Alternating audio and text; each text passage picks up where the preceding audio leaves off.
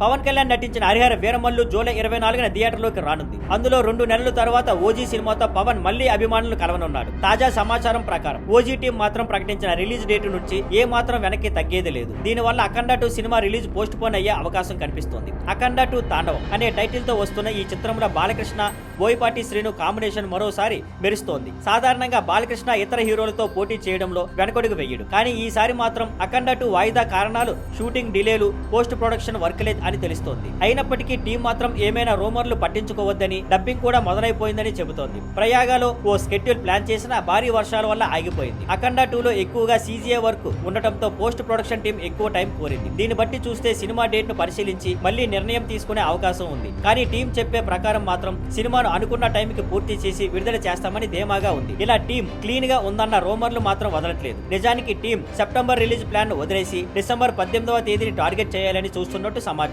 అలా చేస్తే ప్రెజర్ లేకుండా సినిమాను థియేటర్లకు తీసుకురావచ్చు. ఇంకా ఓజీ టీం అయితే హరిహర వీరమల్లు రిలీజ్ అయ్యాక ఆగస్టు నుండి ప్రమోషన్లు మొదలు పెట్టేందుకు సిద్ధంగా ఉంది. మొత్తంగా అఖండ 2 రిలీజ్ క్లారిటీకి ఆగస్టు ఫస్ట్ వీక్ వరకు వేచి చూడాల్సిందే.